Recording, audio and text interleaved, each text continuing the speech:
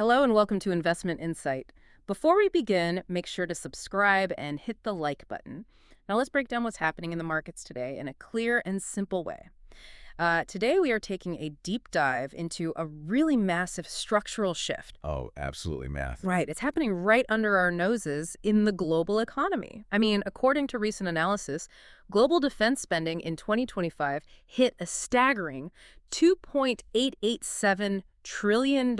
Trillion with a T. Yeah. It is just a wild number. It really is. Like, just to put that number into perspective for you, that represents 2.5% of the entire world's gross domestic product. Yeah. It is literally the highest financial burden the globe has placed on defense since, I think, 2009. Yeah, 2009.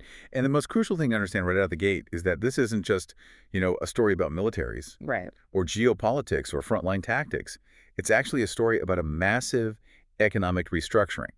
So the goal today is to help you, the listener, understand exactly how this massive pool of capital is moving around beneath the surface. Exactly. We want to show you why the traditional, quote-unquote, war news investing strategy, where you just buy a defense stock the second you see a conflict breaking out on television, simply no longer works.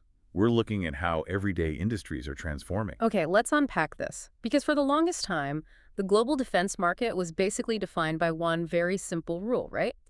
The United States buys everything, they fund the research, and the rest of the world just kind of rides those coattails. Right. The U.S. was the sole engine. Yeah, but based on the recent analysis, we are moving entirely away from that era. Like, we are entering a period of widespread global industrial rearmament. Which is really the defining theme of the decade. Yeah. But to grasp how this impacts your portfolio, we have to track who is actually writing the checks. Right. Which brings us to the first major piece of the puzzle. And honestly, it's the biggest statistical anomaly in the data, the illusion of the U.S. drop. Yeah, this part trips up a lot of people. Oh, totally. Because when you look at the raw numbers, total global defense spending grew by 2.9% in 2025. But interestingly, U.S. spending actually dropped by 7.5%, down to $954 billion. Which sounds super counterintuitive. It does. If you're a beginner investor looking at those numbers, it looks like the U.S. is just packing up its bags and cutting budgets. But think about it like this. Imagine a group dinner with friends. Okay. And the wealthiest friend, the one who usually pays for everyone's meals, just completely forgets their wallet one night. Oh, man. Panic at the table. Exactly. The total bill didn't get any smaller. The restaurant still needs to be paid. So what happens? Everyone else just has to chip in massively to cover it. And that's exactly what the data shows happened globally. The non-U.S. world increased their spending by an incredible 9.2%. That dinner analogy is perfect. Because what's fascinating here is that the U.S. drop wasn't a structural cut to their domestic military. Wait, it wasn't? No, not at all. When you dig into it, that 7.5% drop was primarily a pause in new financial military aid to Ukraine. It was a gap in foreign aid, not a shrinking of the domestic system. Oh, wow. Okay, so the money just stopped flowing outward for a second. Exactly. Factually reporting on the current administration. The Trump administration has actually requested a massive $1.5 trillion defense budget for fiscal year 2027. Wait. 1.5 trillion in a single year. Yes, it is the largest annual increase in defense spending we have seen since World War II. That is an astronomical amount of capital to inject into the domestic economy. It's massive, and they are heavily focusing on the Golden Dome missile defense system, shipbuilding, and a huge restocking effort. They are actively trying to fix the domestic supply chain. I do have to challenge that narrative a bit, though. Sure, go for it. If the U.S. government is about to pump $1.5 trillion into the domestic system, why didn't U.S. defense stocks surge when the recent Middle East tensions, like the Iran news, hit the headline? Right. Because usually the old investor playbook says when things heat up there, those big defense stocks on Wall Street just go through the roof. But they barely moved. Why is there a disconnect there? It's a brilliant observation. And the short answer is the conflict premium is already heavily priced in. Priced in, like the market already expects it. Exactly. You're competing against high-frequency algorithms that calculate potential upside in milliseconds. By the time you see the news on your phone, the easy money has already been made. Wow. Okay, so the market assumes the absolute best-case scenario for these earnings. Yes. Plus, recent analysis shows the U.S. is increasingly bypassing Congress for strategic Middle East sales. like $8.6 billion in fast-track sales to Israel, Qatar, Kuwait, and the UAE. So they're moving way faster behind the scenes. Exactly. And shifting focus to long-term restocking. The prime defense contractors literally cannot build the missiles any faster. Their factory floors are already at max capacity. Which makes perfect sense. A factory can only output so much. And speaking of capacity limits, there's a fatal flaw in relying on the U.S. to restock everyone's shelves. The U.S. simply doesn't have the bandwidth to supply the entire world right now, No, they definitely don't. which is exactly what triggered this massive panic we are seeing in Europe. Because the U.S. is shifting focus inward, Europe is experiencing this really severe reliability reality check. Yeah, and it's a very expensive restructuring for them. The data is stunning. Europe's defense spending spiked by 14% to $864 billion. And get this, 22 out of the 29 NATO countries have finally hit that 2% GDP target. Which is a huge deal because they have missed that target for years. Right, so think about Europe like a neighborhood. For decades, Europe essentially treated the U.S. as this free, heavily armed neighborhood security guard. Just letting the U.S. patrol the streets, yeah. Exactly. And as long as the guard is there, the neighbors don't feel the need to buy their own expensive alarm systems. But recently, the U.S. announced a reduction of 5,000 troops in Germany, and they warned about weapon delivery delays. So the neighborhood freaks out. Yes. Suddenly they realize the free security guard might not show up, so they are all rushing out to build their own super expensive alarm systems and fences. And Europe has really internalized this U.S. unpredictability. It's no longer just a political promise. Defense spending is being treated like a mandatory fiscal rule now, like paying a utility bill. Wow. Look at Romania. The data highlights their SAFE program. They just signed an 8.33 billion euro contract with Rheinmetall.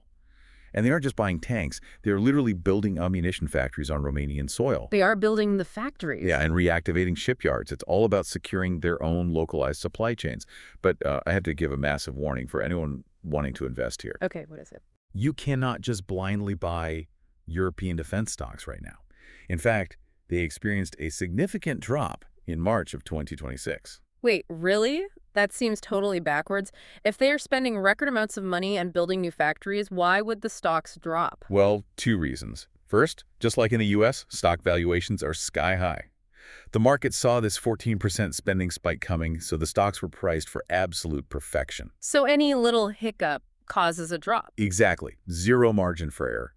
And second, the rise of cheap drone warfare is completely disrupting the traditional business model. Oh, this is the $2,000 drone taking out a $10 million tank scenario. Exactly that. Investors are realizing that warfare has fundamentally shifted. If those heavy legacy tanks are becoming obsolete, the valuation of the companies making them has to drop. Man, that's a brilliant point. So if Europe is building these factories out of caution, let's pivot to Asia. Because based on the analysis, Asia is spending money for a totally different reason. They are already standing right on the geopolitical front line.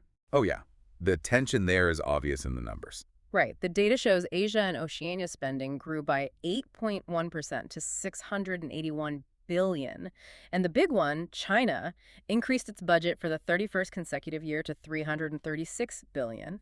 And they're projecting another 7% growth in 2026. 31 years of consistent growth is just staggering. It is. But here's where it gets really interesting. The structural rules of the entire region are changing. Like Japan is relaxing its decades-old pacifist weapon export rules. Yeah, they hit 1.4% of GDP, which is their highest since 1958. Right.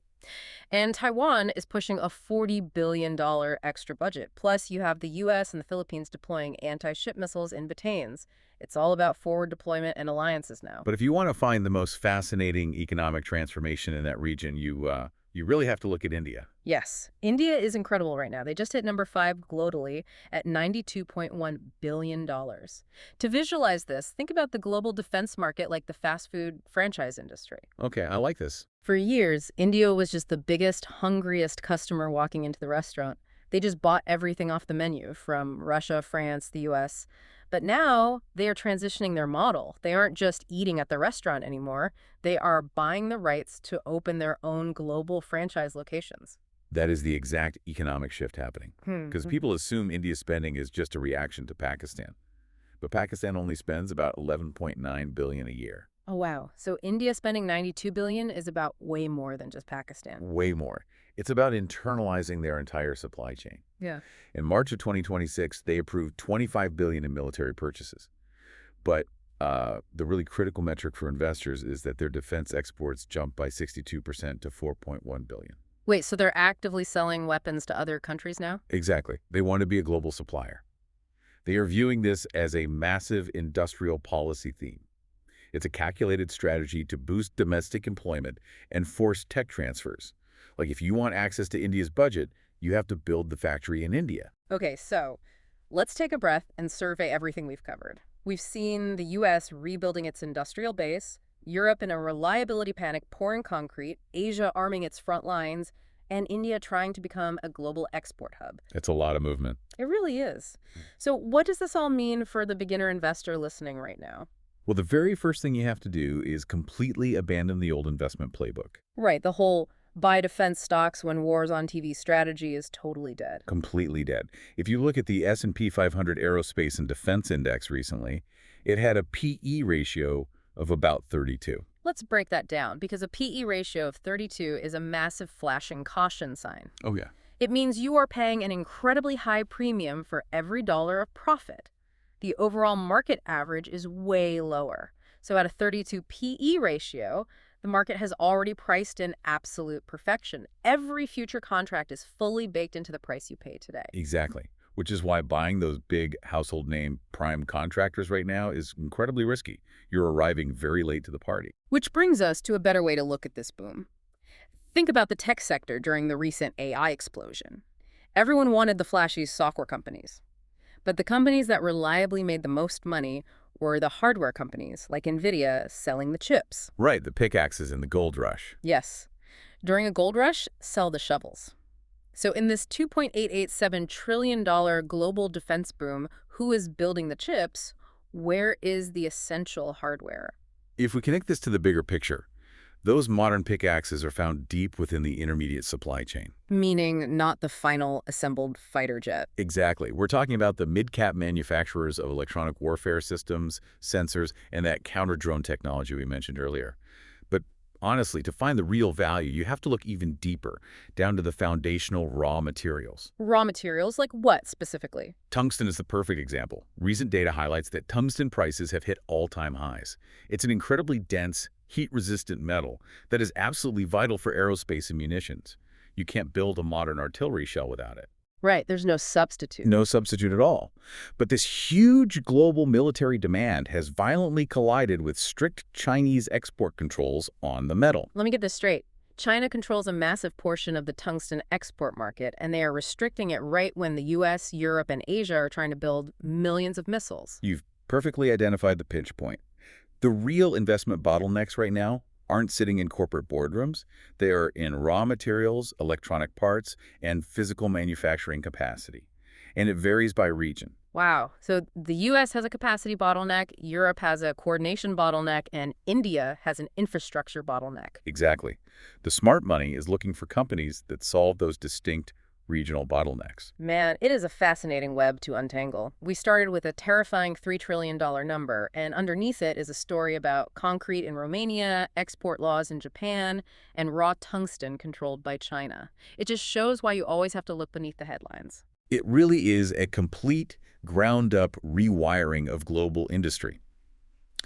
Which, leaves us with a final lingering question for you to ponder. Oh, I love these. Lay it on us. As every major nation on Earth rushes to build their own independent supply chain, will the true superpower of the next decade really be the country with the best stealth jets? Right.